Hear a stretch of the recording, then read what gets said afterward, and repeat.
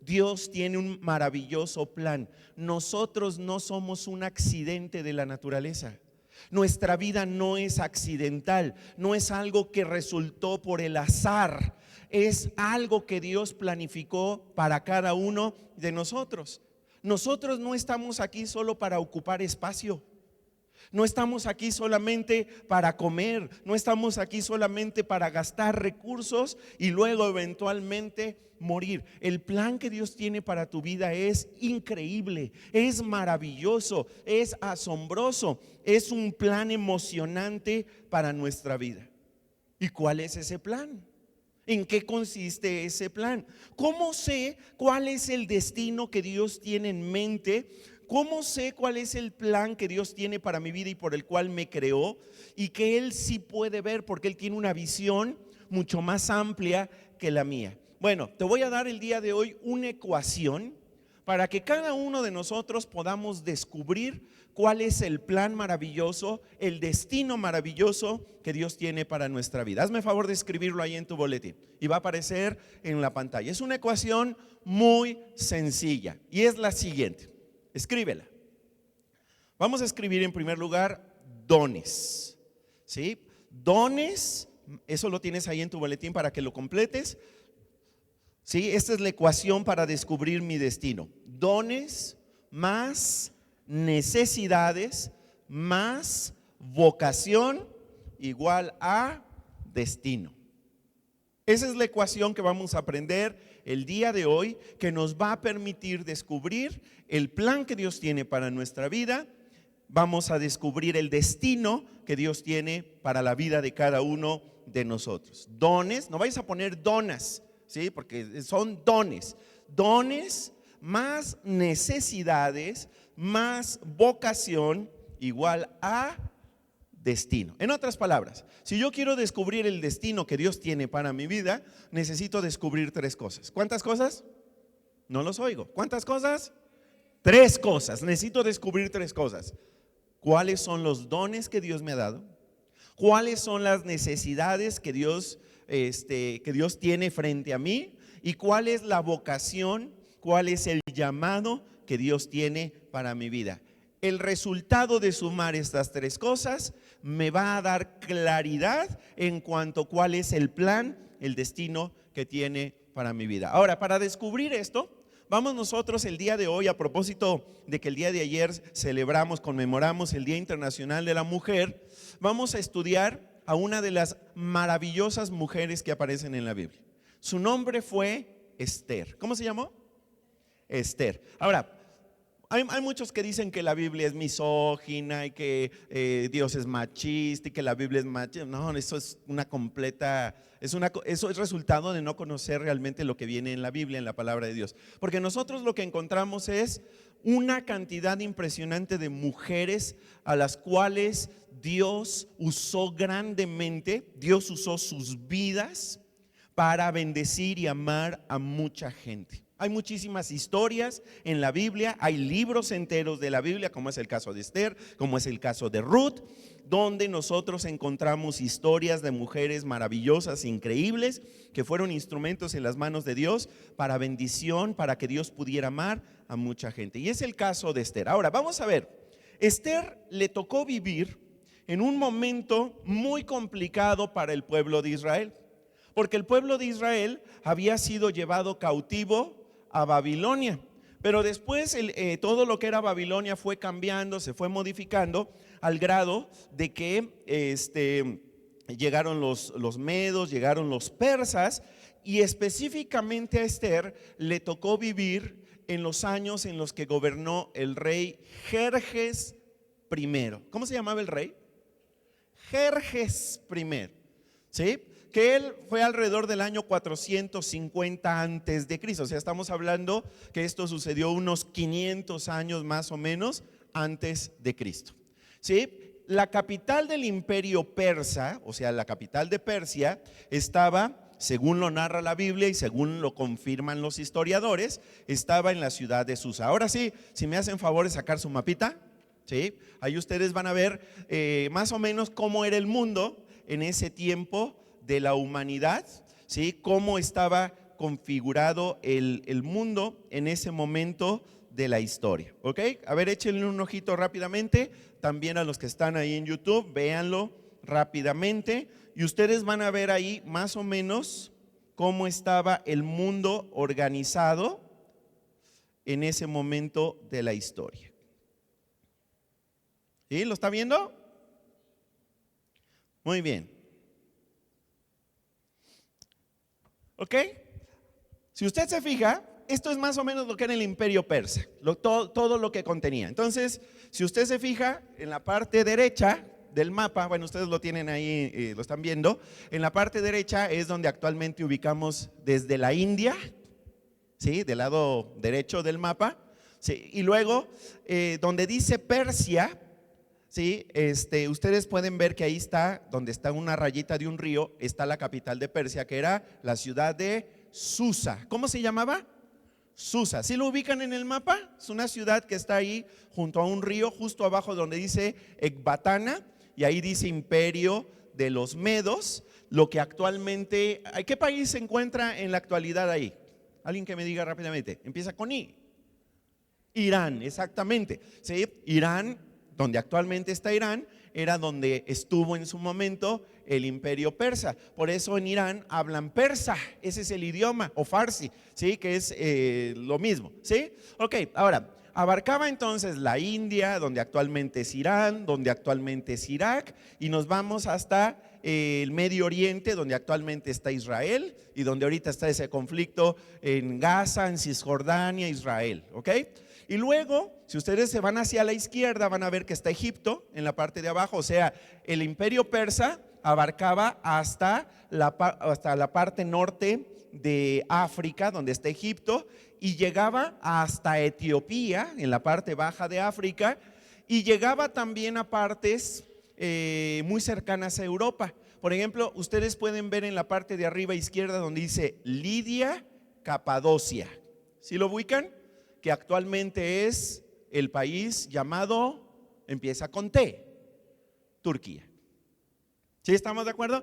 Entonces, fíjense desde dónde hasta dónde se abarcaba, desde dónde hasta dónde abarcaba el imperio persa. Era un imperio vastísimo, era un imperio muy, muy grande, ¿sí? Desde Turquía hasta la India, desde Egipto hasta la India. Y Esther vivía en la ciudad de Susa, donde estaba la capital del reino y donde gobernaba el rey. ¿Cómo les dije que se llamaba el rey? Jerjes I. Ahora, Jerjes I tenía una esposa. Se llamaba, ¿cómo se llamaba su esposa? Se llamaba Vasti, ¿sí? Y pues como el rey Jerjes tenía mucha riqueza, tenía mucho dinero, ¿sí? Las pachangas, las fiestas que se aventaba el rey Jerjes eran unas pachangas que nada tienen que ver con las pachangas de ahora. Porque, por ejemplo, en el libro de Esther, nosotros leemos que Jerjes I hizo una gran fiesta que duró nada más y nada menos que ¿cuánto tiempo? 180 días. Estamos hablando de ¿cuántos meses? Medio año, 6 meses de pura pachanga. Ok, y luego para acabar la pachanga, para cerrar esa gran pachanga, hicieron una mini pachanga, una mini fiesta que duró únicamente 7 días, ¿sí? Para invitar a la gente a la que no habían invitado a la otra fiesta. Ok, y la palabra de Dios dice que el rey Jerjes en esa última fiesta se puso una guarapeta, se puso borracho. Y entonces en su borrachera empezó a alardear acerca de cuán hermosa era su esposa Vasti, y para mostrarle a todos que su esposa era la más preciosa, la mandó llamar para mostrársela a todos. Obviamente, sí, lo que él quería era que todos la vieran en su belleza, en su desnudez, a lo cual la esposa Vasti dijo, yo no voy a participar de eso. Y como el rey estaba bien jarras, andaba borracho, ¿sí? Se enojó mucho, y esto provocó que pidiera el consejo de sus consejeros, perdón por el pleonasmo, y que dijeran, ¿qué vamos a hacer? Esto no es posible. mándela a volar, prácticamente dijo, ¿verdad? Rey, usted no puede permitir este tipo de rebeldía, ni aunque sea su esposa. Búsquese una nueva esposa. Y entonces esto provocó que se hiciera como una especie de certamen de belleza para conseguirle una nueva reina al rey Jerjes, ¿sí?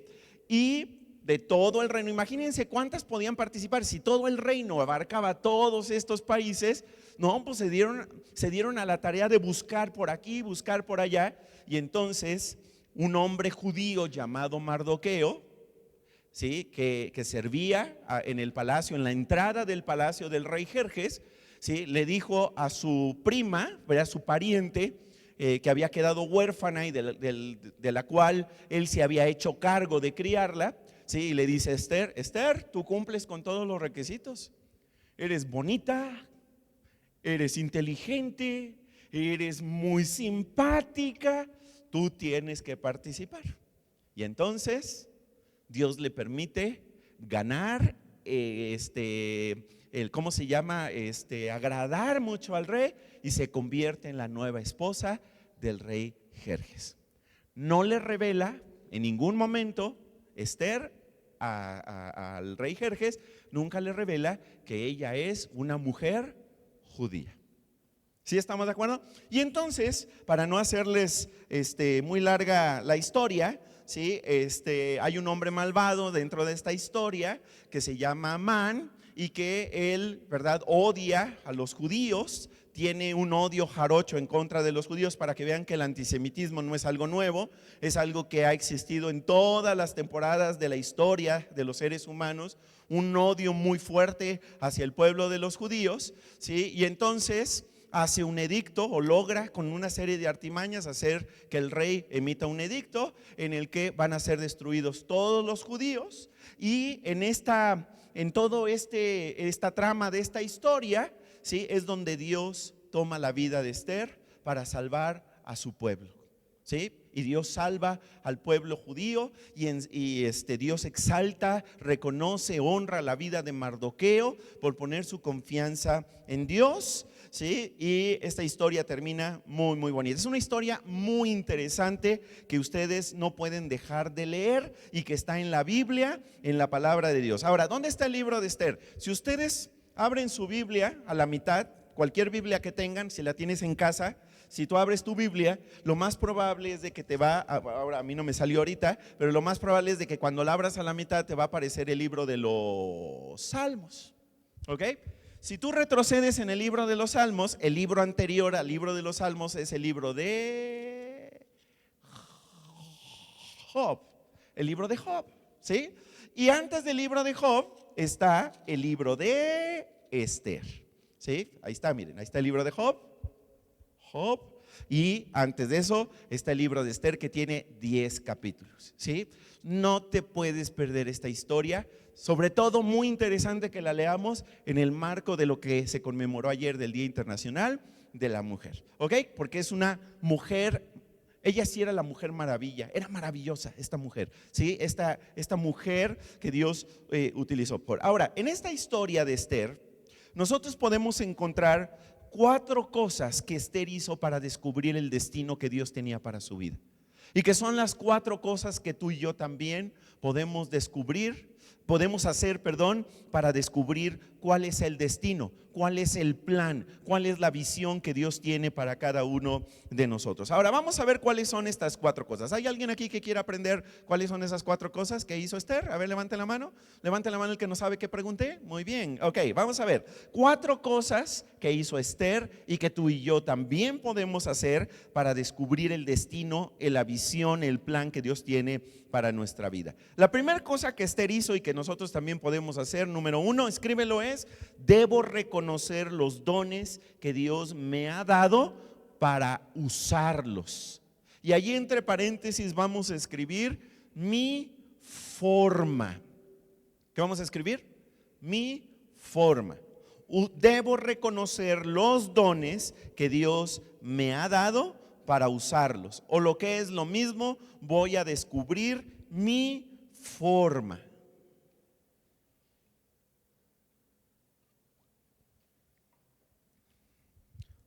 ¿Ok? Debo reconocer los dones que Dios me ha dado para usarlos.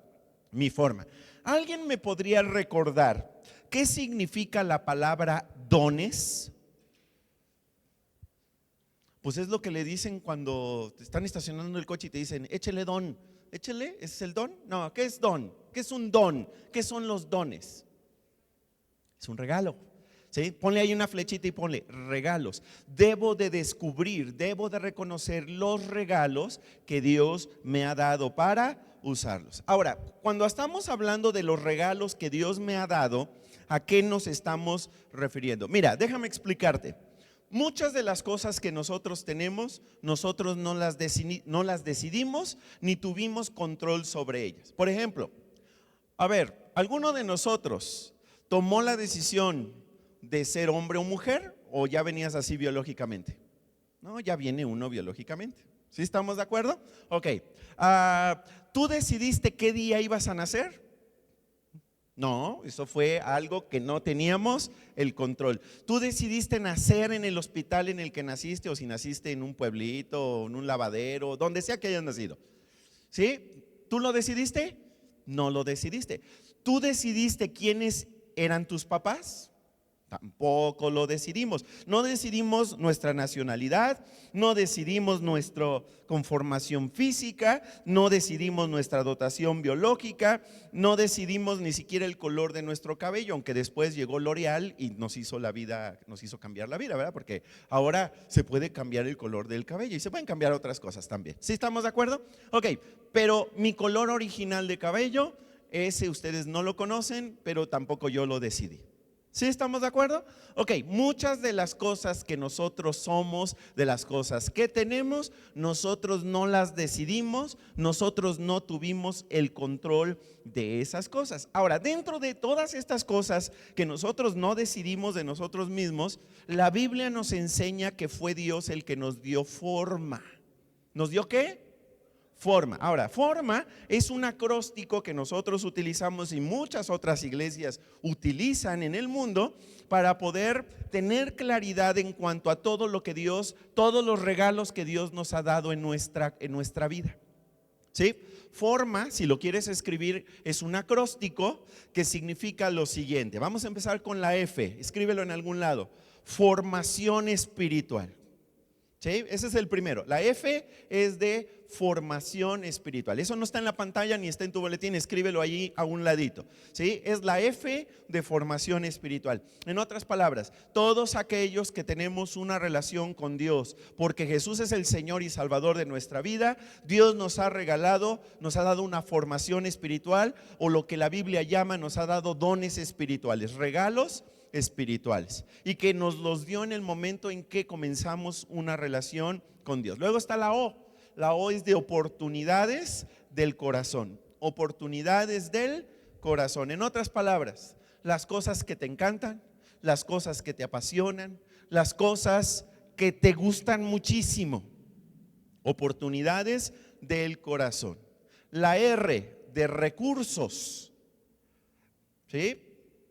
Cuando hablamos de los recursos que Dios nos ha dado, sobre todo nos estamos refiriendo a los talentos, a las habilidades, aquellas cosas para las cuales Dios te ha hecho bueno, aquellas cosas para las cuales Dios te ha dotado como talentos y habilidades. Luego está la M de mi personalidad, anótalo en algún lado, mi personalidad, porque Dios nos ha dado a cada uno de nosotros un determinado carácter, nos ha dado un determinado temperamento que es único para cada persona. Y finalmente tenemos la A, que es la A de antecedentes, y que tiene que ver con todas aquellas experiencias que Dios me ha dado en el pasado y a través de las cuales Él me ha ido moldeando. Pueden ser antecedentes educativos, pueden ser antecedentes relacionales, experiencias espirituales, experiencias aún religiosas que algunos de nosotros hemos tenido en el pasado, y unas de las que más usa Dios para moldear nuestra vida, que son experiencias dolorosas. ¿Experiencias qué? Dolorosas, porque aún Dios va a utilizar el dolor que viene a nuestra vida para moldear nuestra vida, para darnos forma. Ahora, fíjate bien.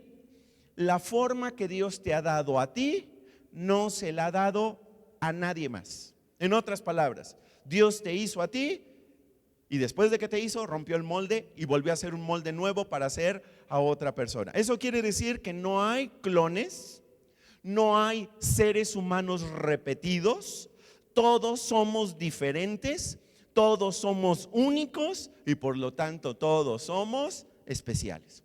Y Dios nos ha dotado a cada uno de nosotros de una manera muy particular. Ahora, hoy en día se dice, es que queremos igualdad. Que, ¿sí han escuchado eso, verdad? Queremos igualdad. Ok, sí, queremos igualdad ante la ley. Eso estoy totalmente de acuerdo. Pero de ninguna manera somos iguales. Los hombres y las mujeres no somos iguales. Es más, ningún ser humano es igual a otro. Así para acabar pronto. ¿Ok? Entonces, sí debe de haber igualdad ante la ley, pero también tenemos que reconocer que cada ser humano no es igual a otro ser humano. Dios nos ha hecho a cada uno de nosotros únicos y especiales, irrepetibles. Ahora, fíjate bien, nosotros, por ejemplo, compartimos una característica porque vivimos en México, vivimos en San Luis Potosí.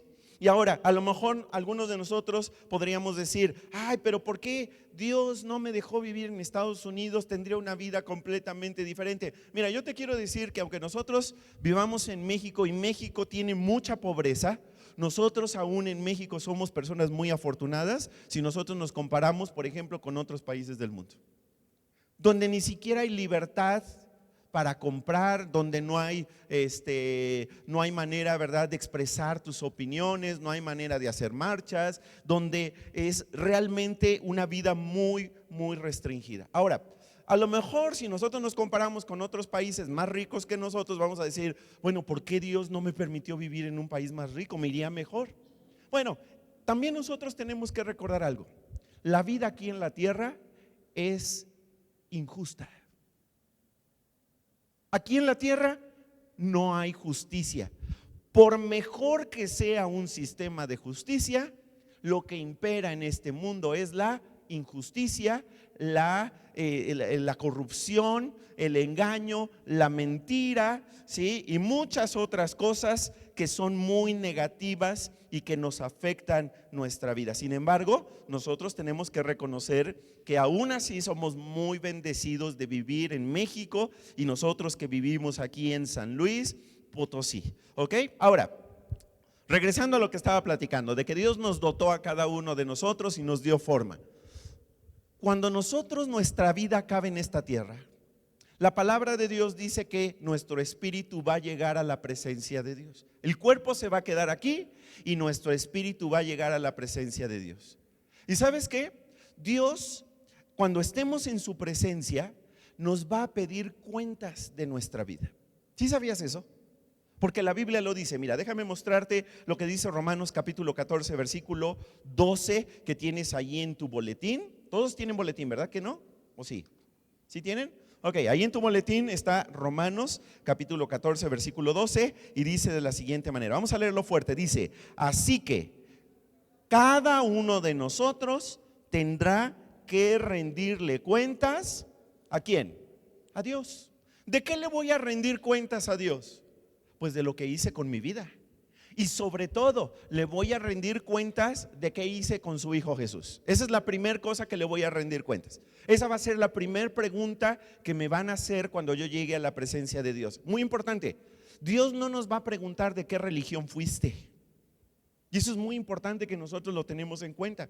Porque si nosotros nos aferramos a nuestra religión, nos estamos aferrando a una respuesta que nunca va a ser contestada cuando estemos en la presencia de Dios, porque Dios nunca nos va a preguntar de qué religión fuiste.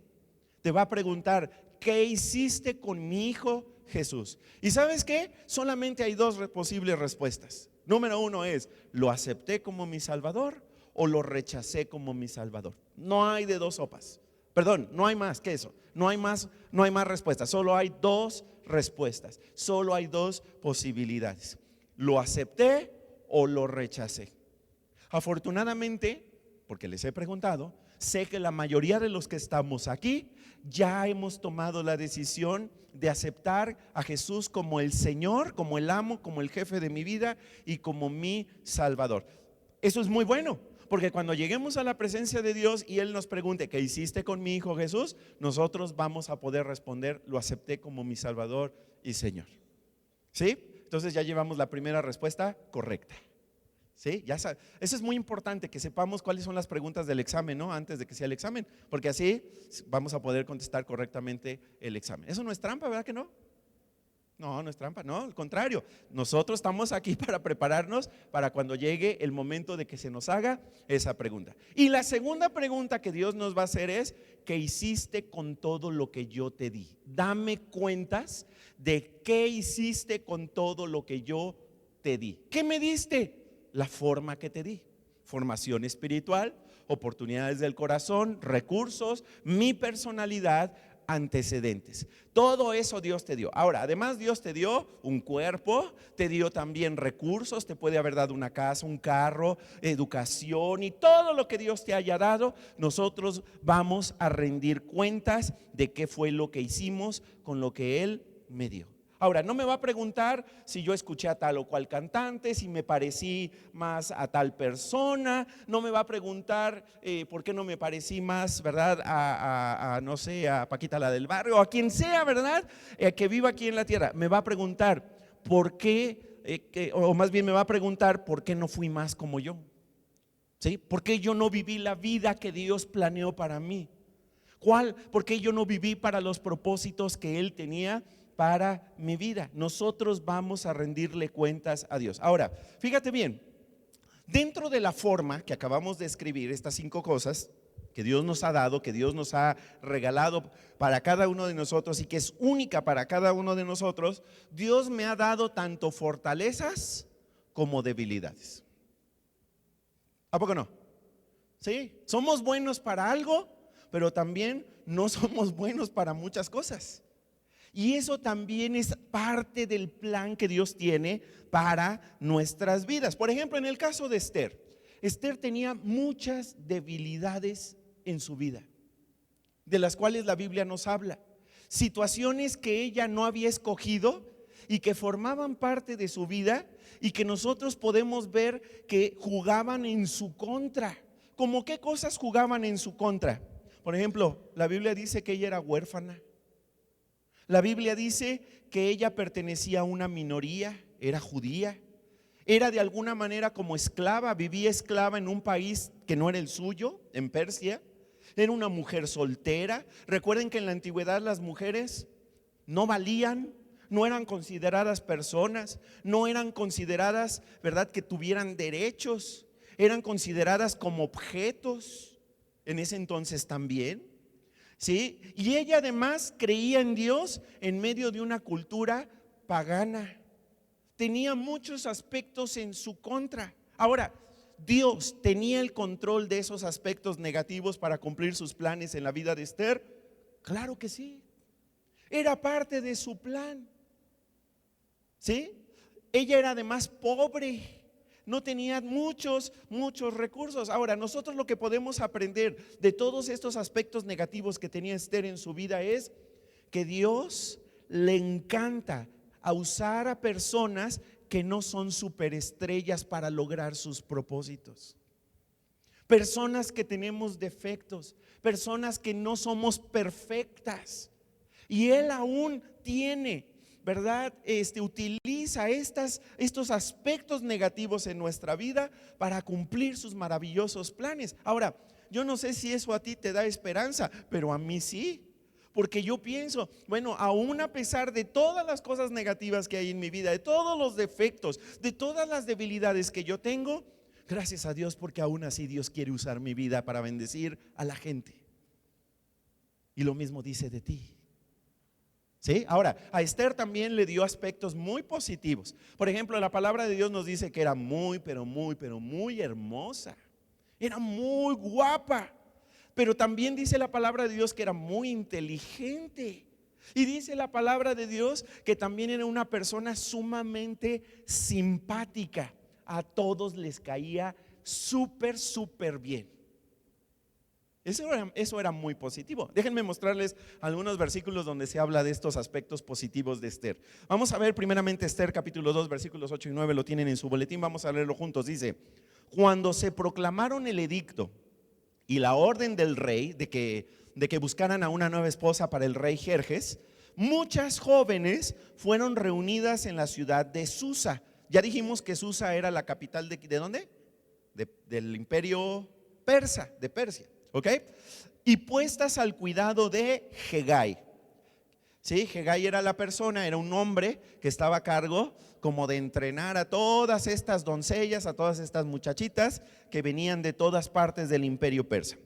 Esther también fue llevada al palacio del rey y confiada a Hegai, quien estaba a cargo del harén del rey. La joven agradó a Hegai, subraya eso, la joven agradó a Hegai, o sea, Esther le cayó súper bien al que estaba a cargo de cuidarlas, ¿sí? A Hegai. Y se ganó su simpatía, subraya eso también, se ganó su simpatía, porque era simpática la muchacha, era muy agradable, ¿sí? No era el espectro del Grinch, era muy agradable ella, ¿ok? Por eso él se apresuró a darle el tratamiento de belleza y los alimentos especiales.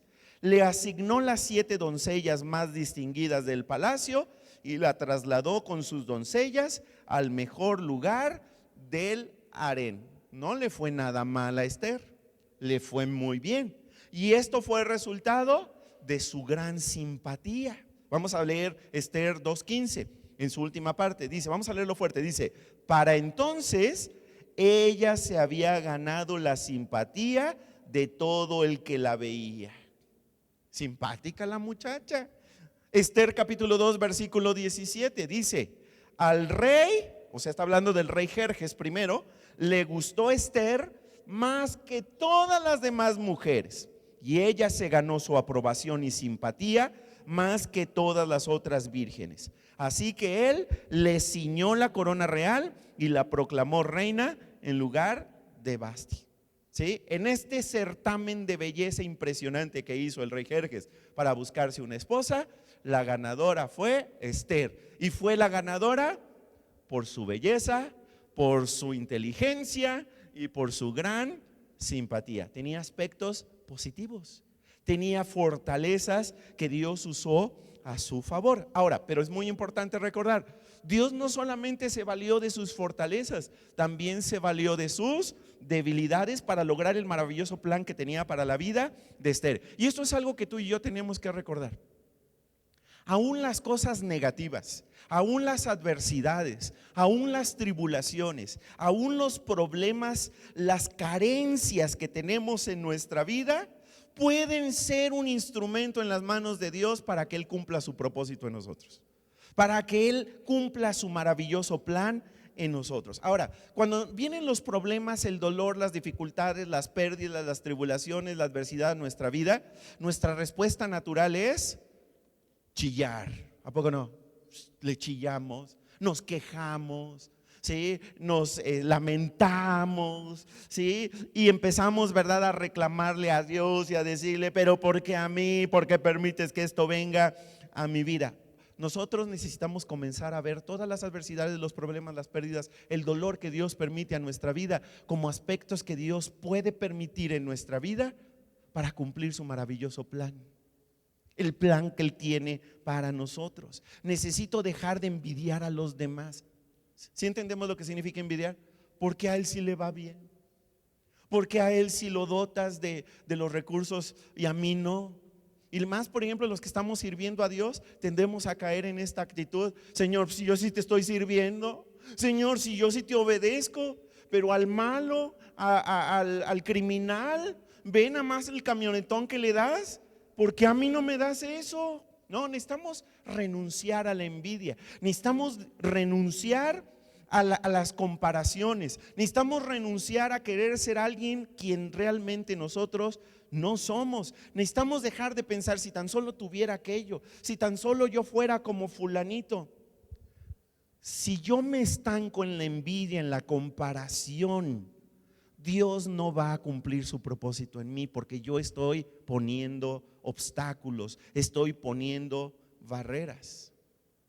Necesito permitir que todos estos aspectos de carencias, de pérdidas, de dolor, de tribulación, permitir que Dios haga lo que tiene que hacer con ellas para dar cumplimiento a su plan en mi vida. ¿Ustedes conocen la historia de Job? Son los cohetes del funeral. No se asusten, ¿verdad?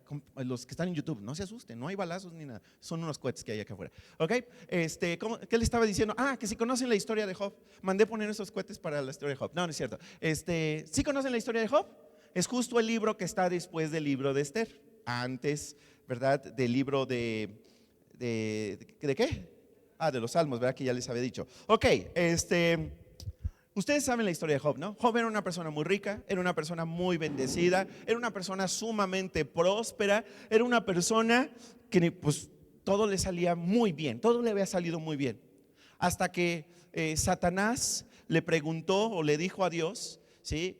Le dijo, es que Job te ama porque tú lo has bendecido tanto. Si le quitas todo vas a ver que él te va a despreciar. Y entonces Dios permitió que le fueran quitadas todas las cosas, incluyendo hasta su salud. Hasta la salud le fue quitada. Perdió a sus hijos, perdió sus casas, perdió sus ganados, perdió absolutamente todo. Y Job no maldijo a Dios. Job siguió confiando en Dios.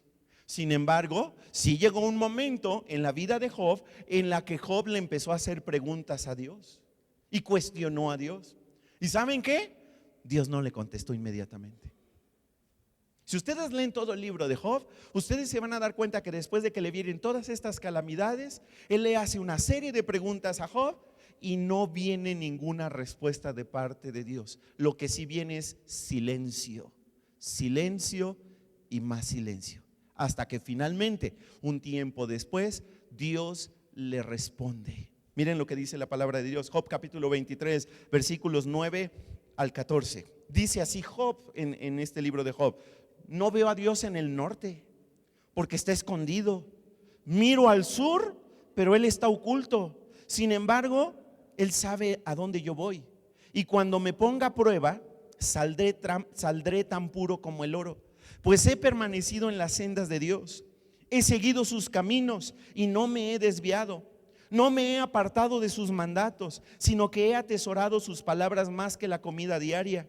Pero una vez que Él haya tomado su decisión, ¿quién podrá hacerlo cambiar de parecer? Lo que quiere hacer, lo hace. En otras palabras, Él es soberano para hacer lo que Él quiera. Por lo tanto, Él hará conmigo lo que tiene pensado. Él controla, ¿qué? Mi destino. Subraya eso. Él controla mi destino. En otras palabras, si tú estás pasando por dolor, estás pasando por adversidad, estás pasando por tribulación, por pérdidas, y tú le has hecho preguntas a Dios acerca de lo que estás pasando y no hay respuesta de parte de Dios, algo que tú sí puedes saber, como lo sabía Job, y aquí lo está afirmando de manera contundente, es que nosotros podemos aún seguir confiando en Él.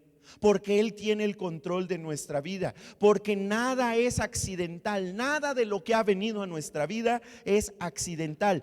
Todo forma parte del maravilloso plan que Dios tiene para cada uno de nosotros. Ahora, ¿tú crees que si Él tiene el control de nuestra vida, tú crees que estaba en sus planes que tú estuvieras hoy aquí o estuvieras hoy conectado en el YouTube escuchando estas palabras?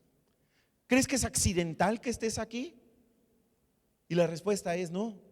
Como Él es soberano y Él tiene el control de nuestras vidas, y como Él tiene un plan maravilloso para nuestras vidas, Él sabía que en este momento tú ibas a estar aquí o ibas a estar conectado en YouTube escuchando estas palabras que son específicamente para ti. Porque escúchalo nuevamente, Él tiene un plan para ti, Él tiene un destino para tu vida.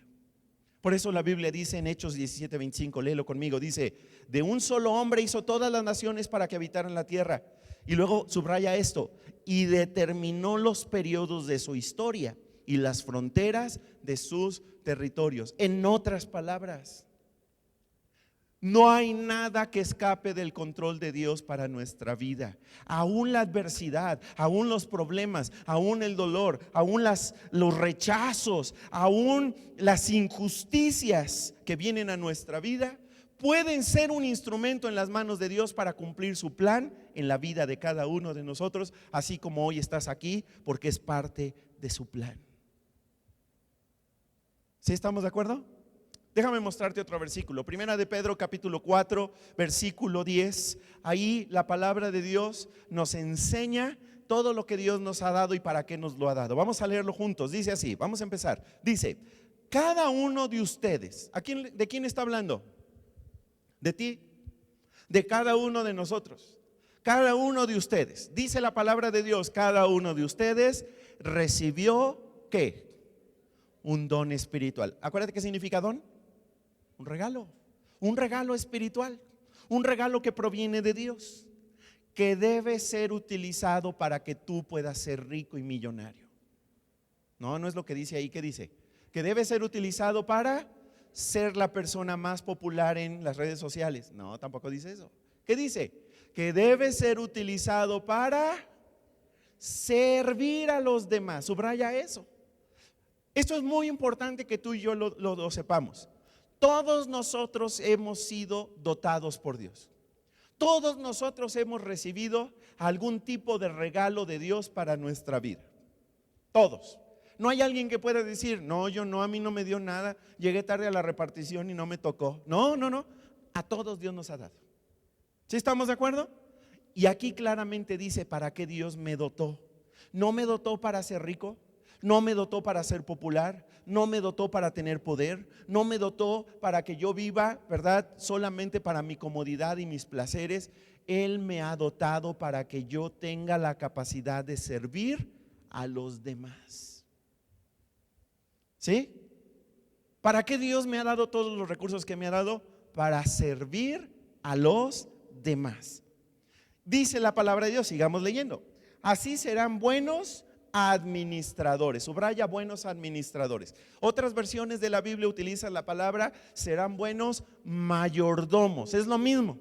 Ser mayordomo es lo mismo que ser administrador. A mí lo que me toca no es ser dueño, sino ser administrador, o sea, administrar sabiamente lo que Él me ha dado. Pues vamos otra vez a leer. Así serán buenos administradores del generoso amor que Dios les ha dado en tantas formas. En otras palabras, todo lo que Dios me ha dado no es mío, es de Él. Él me lo dio. ¿Y para qué me lo dio? No me lo dio para mi propio beneficio. Me lo dio para el beneficio de otras personas. ¿Sí?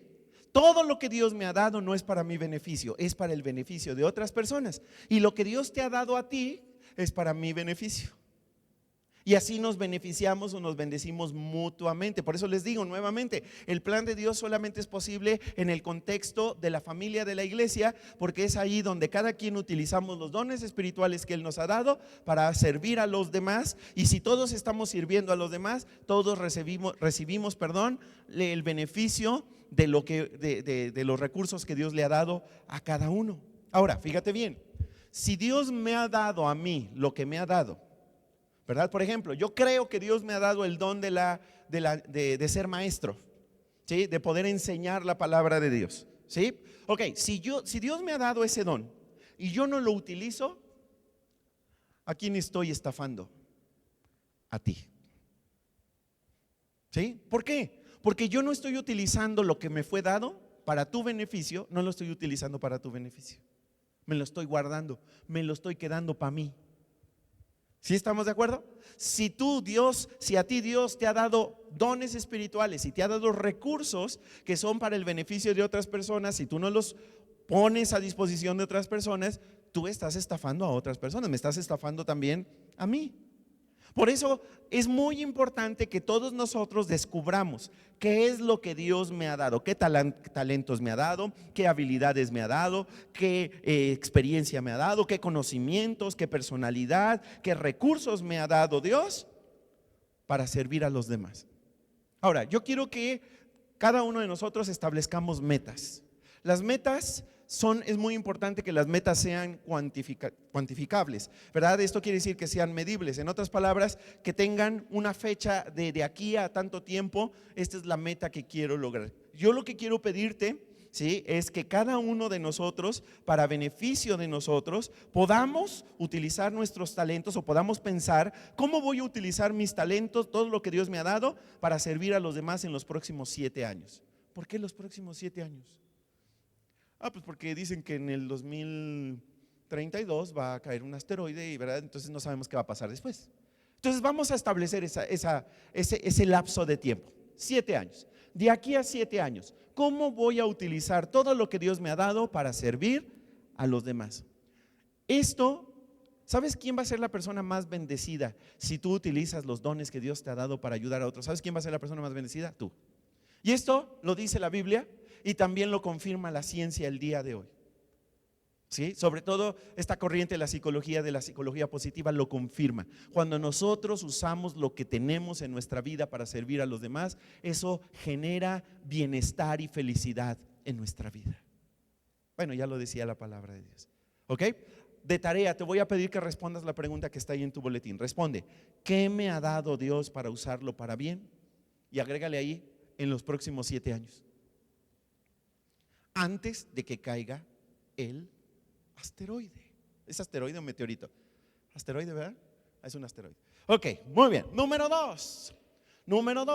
Esto fue lo primero que hizo Esther. ¿Estamos de acuerdo? Sí, la primera cosa que hizo Esther y que yo también voy a hacer para descubrir mi destino. ¿Cuál fue el punto número 1? Recuérdenmelo alguien. Debo reconocer que los dones que Dios me ha dado para usarlos, mi forma, ¿ok? Muy bien, vamos al punto número 2. Número 2, la segunda cosa que hizo Esther y que yo también voy a hacer para descubrir el destino que Dios tiene para mi vida: identifico las necesidades que tocan mi corazón. Identifico las necesidades que tocan a mi corazón.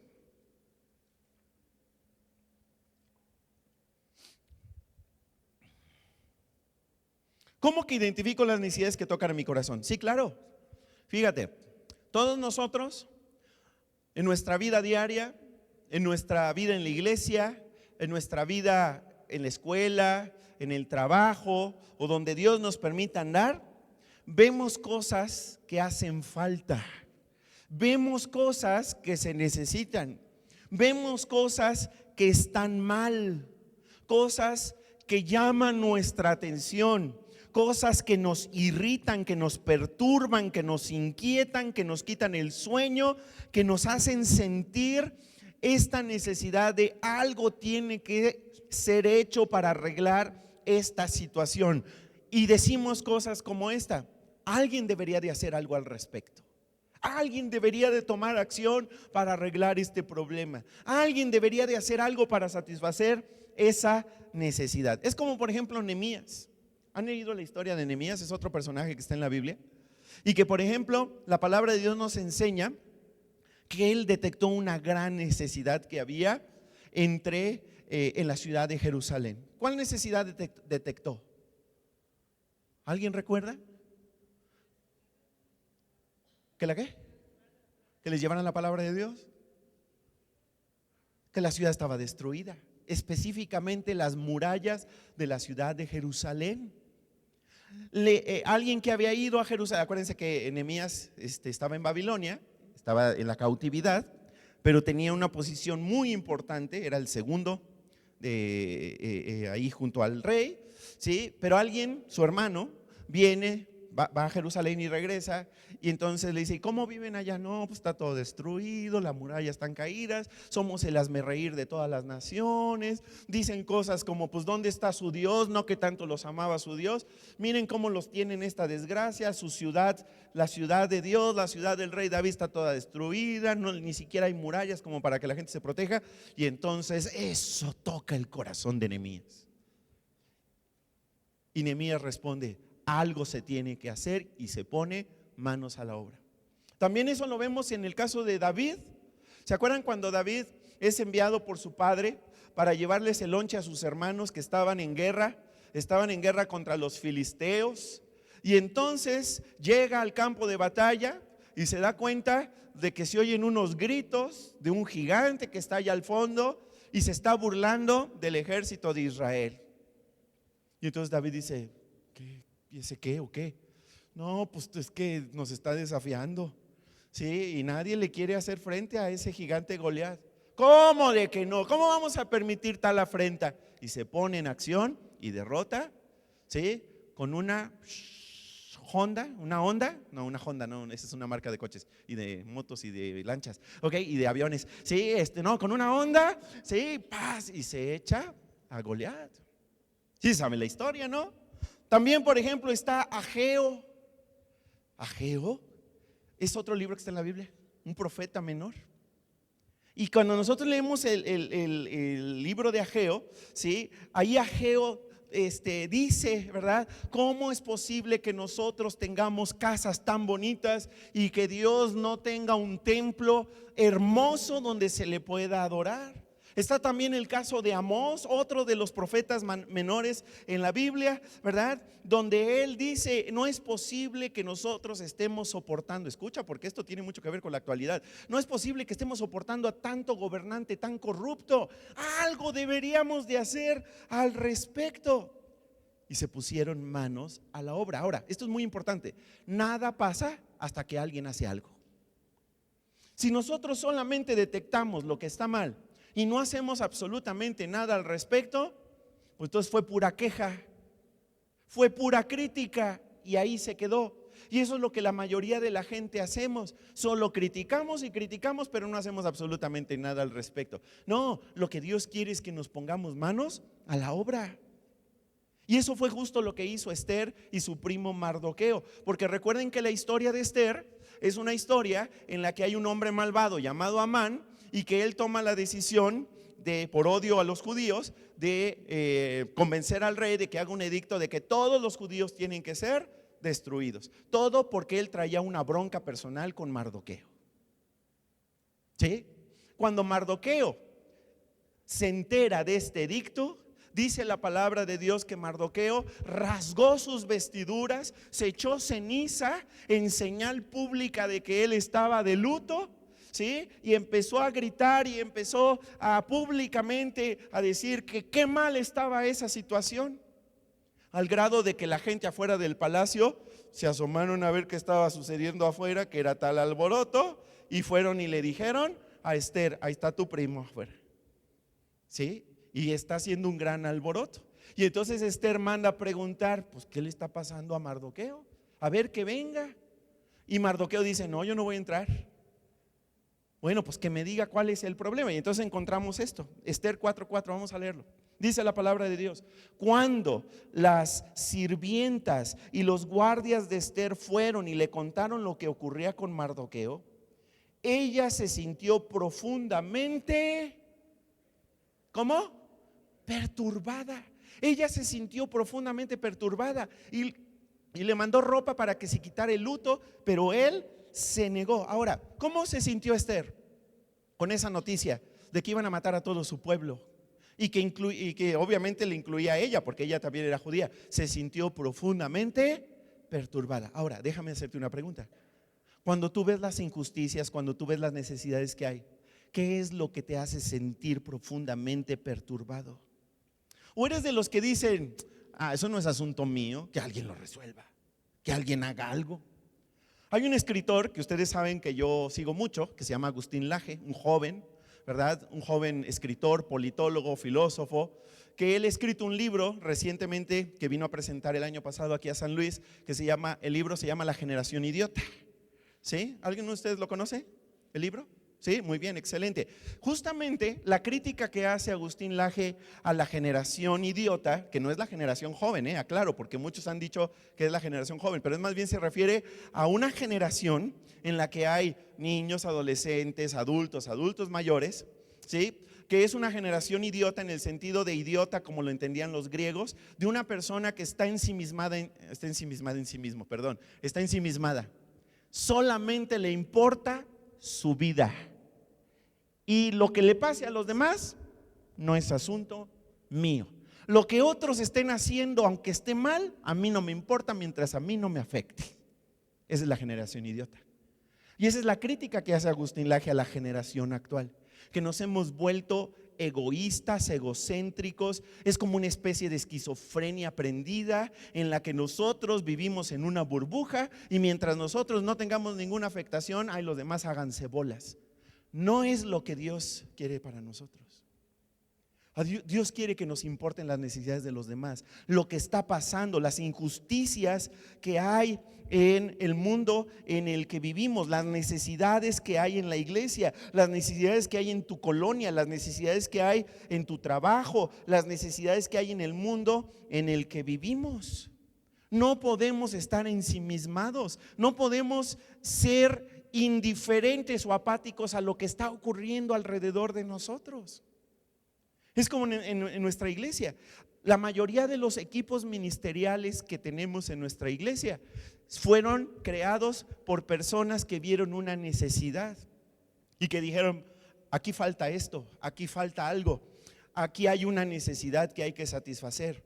Pero no nada más se quedaron con eso, sino que dijeron: vamos a organizarnos y vamos a hacer algo al respecto para que este problema, esta necesidad sea satisfecha, para hacer algo al respecto. Nosotros, por ejemplo, tenemos un plan que se llama el plan Hacer las Paces, que ustedes no pueden ver ahí porque ya no está ahí, pero antes estaba ahí, de verdad, ahora está lo de los grupos de conexión, pero es nuestra estrategia misionera. El plan Hacer las Paces identifica los 5 más grandes problemas que tiene el mundo en la actualidad. ¿Cuáles son? Vacío espiritual, pobreza extrema, falta de educación, enfermedades pandémicas y liderazgos egocéntricos. Son los 5 más grandes problemas que tiene la humanidad en la actualidad. ¿Quién creen ustedes que Dios quiera que le haga frente a estos problemas, a estos gigantes? Nosotros. ¿Nosotros? ¿Quién más? ¿Sí? Ninguna organización global, ningún gobierno tiene la capacidad de hacerle frente a estos 5 grandes problemas globales. Solo la iglesia de Jesucristo, solo la familia de Dios en la tierra tiene la capacidad de hacerle frente a estos problemas. Y nosotros tenemos que empezar a trabajar en resolver estos 5 graves problemas en 3 niveles. ¿Cuáles son los 3 niveles? Nivel personal, yo con mi círculo cercano de personas. A nivel local, personal fue primero, a nivel local, y esto solamente lo puedo hacer con la ayuda de otros, con la ayuda de mi grupo de conexión, con la ayuda de mi grupo pequeño. Les he platicado la importancia de que todos participemos en un grupo de conexión. Eso es porque es la manera en la que nosotros vamos a lograr hacerle frente a estos problemas globales. Y necesitamos hacerlo personal, local, pero también global. ¿Sí? Porque estos son problemas globales y eso lo podemos hacer como iglesia y lo podemos hacer en trabajo colaborativo, en colaboración con el resto de las iglesias que hay en el mundo, porque hay miles de iglesias en el mundo que también ya tienen claramente identificados estos 5 graves problemas, y si todos hacemos algo para resolverlos, la respuesta va a ser una respuesta de tipo global. ¿Qué es lo que necesitamos? Urgen personas que detecten necesidades y que se pongan en acción. ¿Sabías que Dios promete muchos beneficios a aquellos que se pongan en acción? Déjame mostrarte cuáles son esos beneficios. Vamos a leer rápidamente lo que dice Isaías capítulo 58 versículos 6 al 11. ¿Estás listo para leerlos? Vamos a descubrir todos los beneficios que Dios le da a aquellos que se ponen manos a la obra. Vamos a verlo. ¿Estás listo para leerlo? Vamos a leer fuerte. Dice así: el ayuno que a mí me agrada. A ver, espérenme tantito, ok. En el mundo, sobre todo en el mundo cristiano, la cuaresma es un tiempo de ayuno, ¿sí?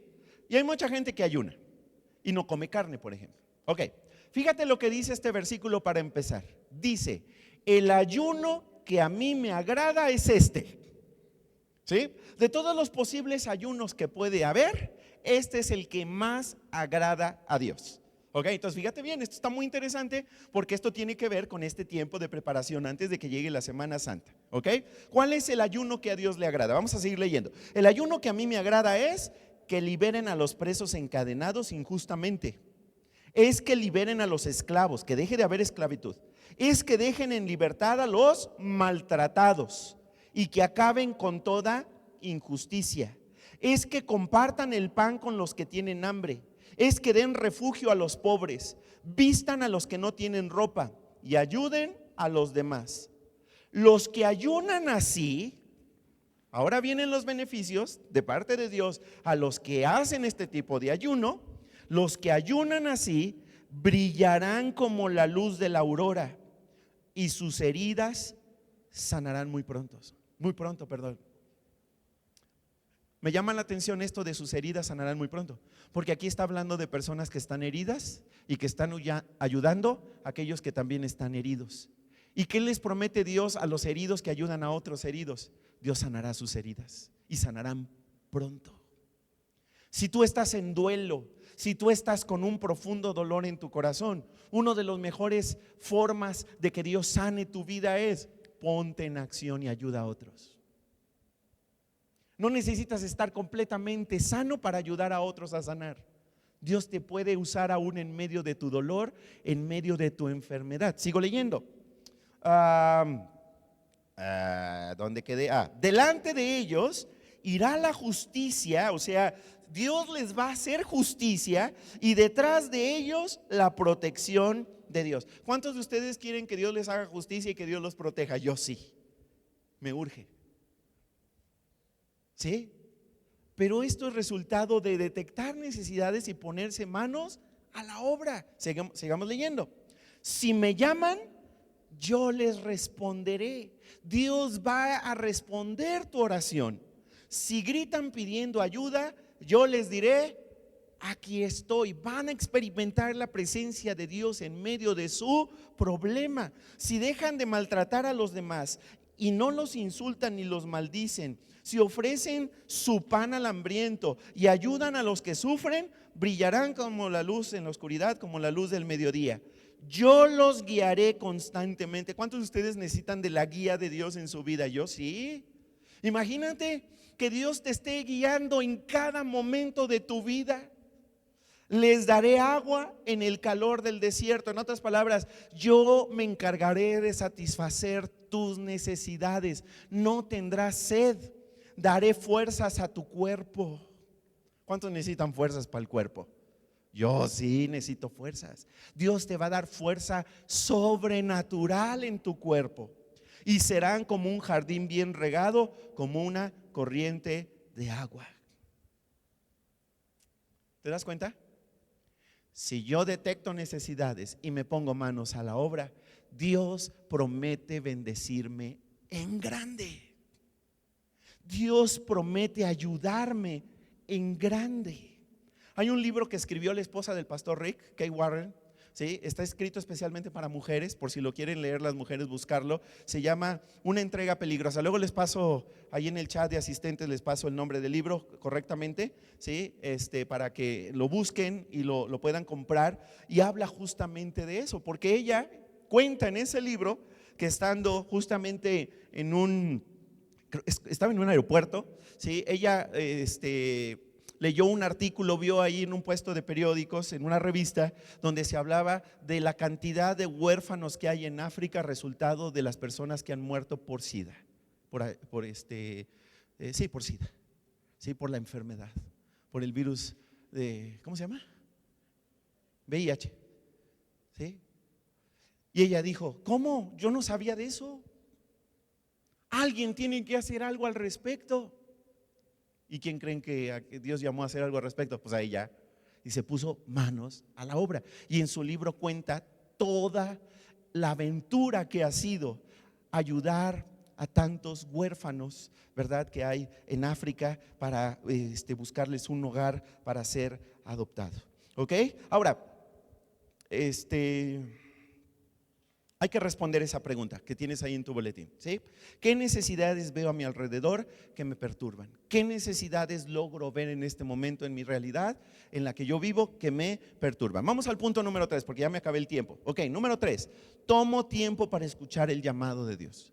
Tomo tiempo para escuchar el llamado de Dios a mi vida. En otras palabras, necesito detenerme un momento, necesito pasar tiempo diario con Dios, necesito orar, necesito preguntarle a Dios y necesito guardar silencio para que Él me muestre qué es lo que Él quiere que yo haga en los próximos 7 años de vida. ¿Sí? Que fue justamente lo que hizo Esther. Vamos a ver lo que dice Esther capítulo 4 versículos 13 y 14. Vamos a leerlo. Dice: Mardoqueo mandó decirle a Esther: no te imagines que por estar en la casa del rey serás la única que escape con vida de entre todos los judíos. En otras palabras, no por el hecho de que tú seas la reina, quiere decir que este edicto de matar a todos los judíos no aplique a ti.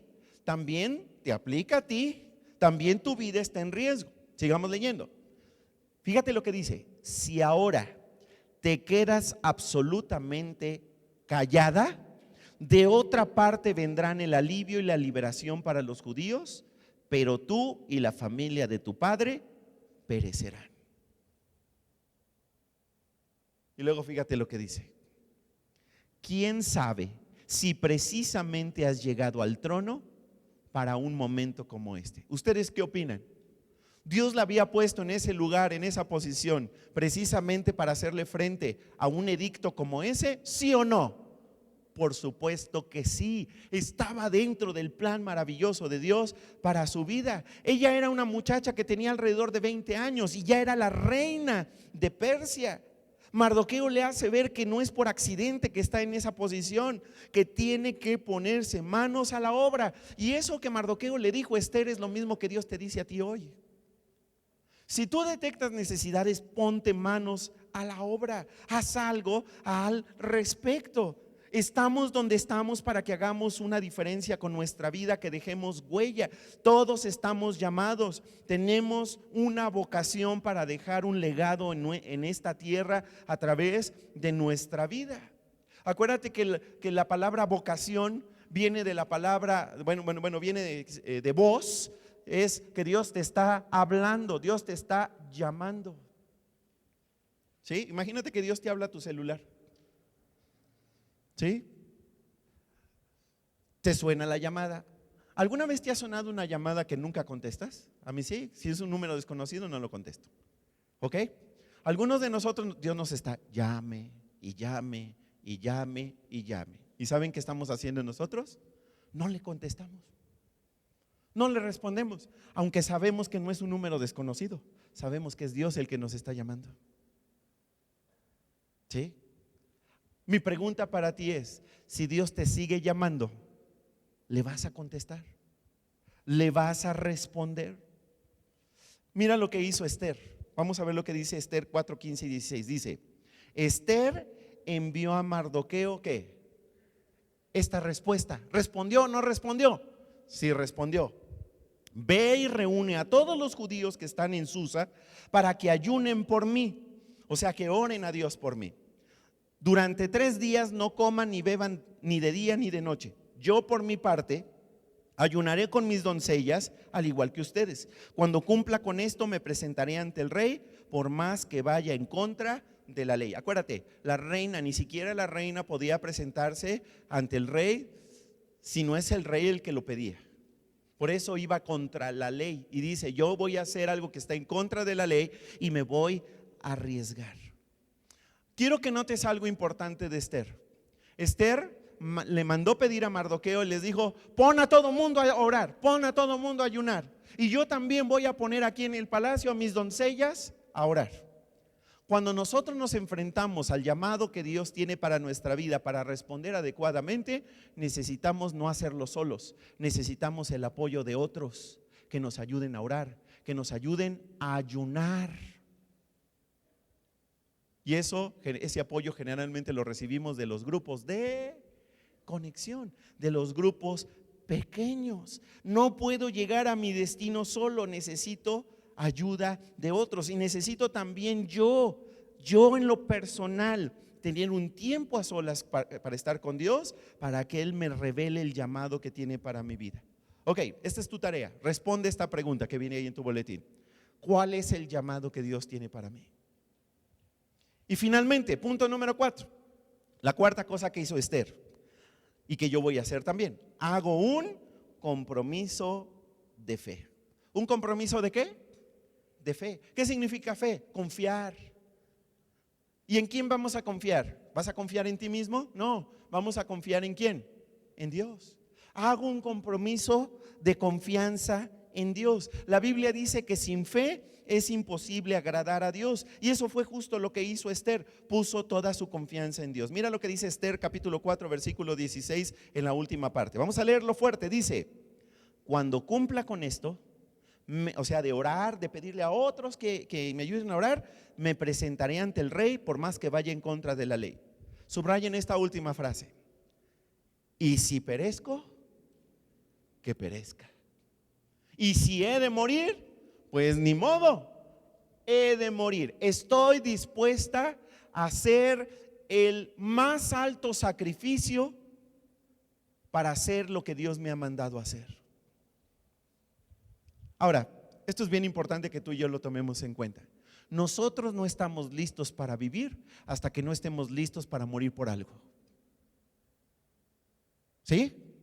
Si yo no estoy dispuesto a morir por algo, a morir por una causa más grande que mí mismo, hasta que yo no esté dispuesto a sacrificarme, entonces solamente voy a existir, pero no voy a estar realmente viviendo. Y yo quiero que te hagas esta pregunta: ¿qué estoy dispuesto a sacrificar para asegurarme que el destino que Dios tiene para mi vida, que el plan que Dios tiene para mi vida sea una realidad en los próximos años? ¿Estoy realmente dispuesto a poner mi confianza en Dios? Y por eso yo te quiero animar a que hagas metas espirituales. Ya el año pasado, antes de acabar el año pasado, les distribuí a algunos de ustedes una hojita como esta, donde les propuse que todos estableciéramos metas espirituales para el 2025. Si tú no recibiste esta hoja, ahorita al final me la puedes pedir y yo con gusto te hago llegar una copia de esta hoja, que es una guía para ayudarte a establecer metas espirituales. Ahora, pero independientemente de esta hojita, yo quiero animarte para que de aquí a 7 años tú tengas claras cuáles son tus metas a lograr para los próximos 7 años. ¿Cómo qué tipo de metas? A ver, escríbelas. Te voy a proponer 4. Escríbelas, 4 metas. ¿Qué quiero aprender en los próximos 7 años? Anótala. ¿Qué quiero aprender en los próximos 7 años? ¿Sí? De aquí a que venga el asteroide, ¿qué es lo que debo de haber aprendido? ¿Sí? Otra meta. ¿Sí lo anotaron o no? Sí, ok. ¿Qué quiero aprender? Número 2, ¿en qué me quiero convertir?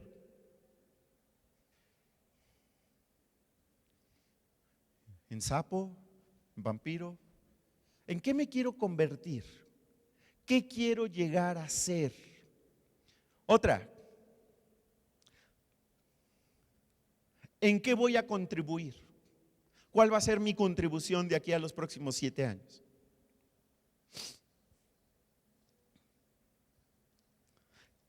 Y por último, porque les dije que eran 4, ¿a qué me comprometo? ¿Qué me comprometo a hacer con mi vida? ¿Qué me comprometo a hacer con mi vida en los próximos 7 años? Acuérdate, esto ya platicamos en una conferencia anterior. Si no tengo metas, no voy para ningún lado. Si no tengo metas, mi vida es difusa y no es enfocada. Necesito metas, tener claridad en mi vida, tener enfoque en mi vida. Voy a cerrar con este versículo, Mateo 9:29. Estas palabras las dijo Jesús y se las dijo a unas personas a los que los sanó de la ceguera. Vamos a leerlo. Dice: entonces Jesús les tocó los ojos y les dijo: que se haga conforme a la fe que ustedes tienen. Subraya eso, que se haga conforme a la fe que ustedes tienen. Aquí el asunto es en quién vas a confiar.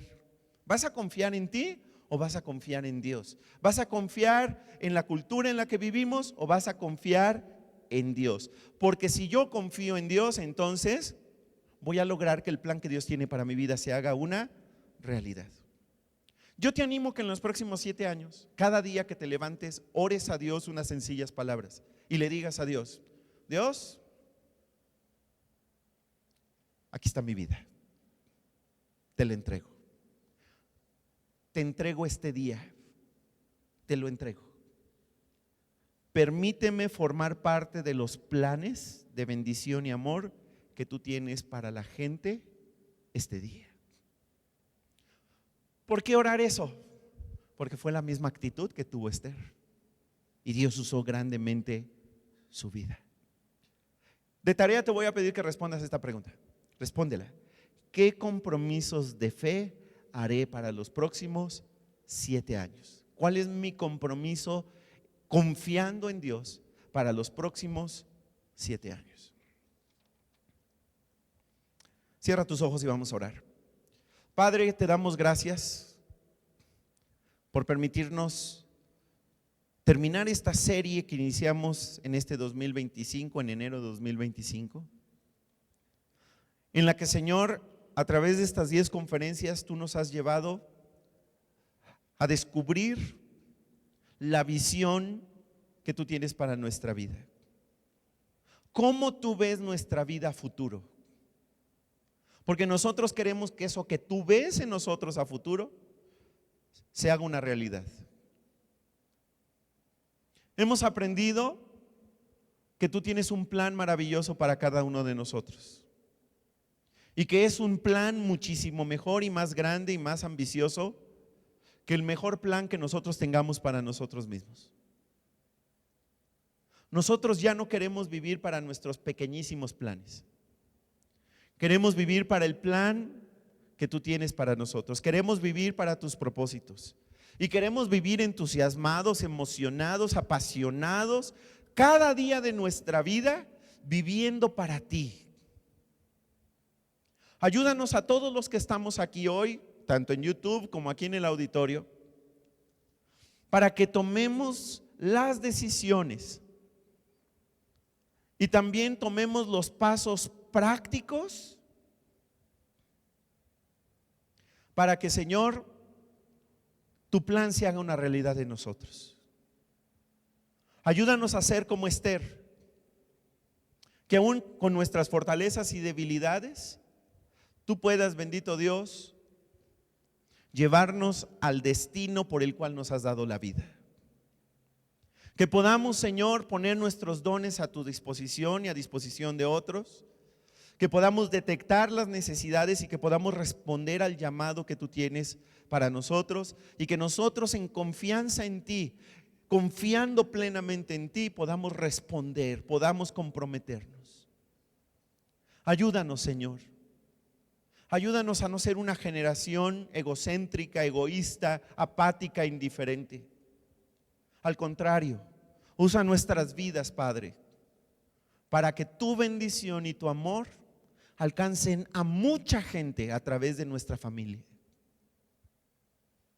Señor, muchas gracias por todo lo que has hablado a nuestra vida. Permítenos ponerlo en práctica. Y así como estamos en una actitud de oración, aquellos que aún no tienen una relación con Dios, es el momento de que la comiences. Solamente se lo tienes que pedir a Dios y yo te voy a guiar con una oración muy sencilla para que tú puedas comenzar una relación con Dios ahora mismo. Dile así: querido Dios, ya no quiero vivir alejado de ti, quiero estar unido a ti. Sé que mi pecado me ha alejado de ti. ¿Podrías perdonar mis pecados? Te entrego mi vida y te pido que la dirijas de ahora en adelante. Sálvame y dirígeme. Te lo pido en el nombre de Jesús. Amén.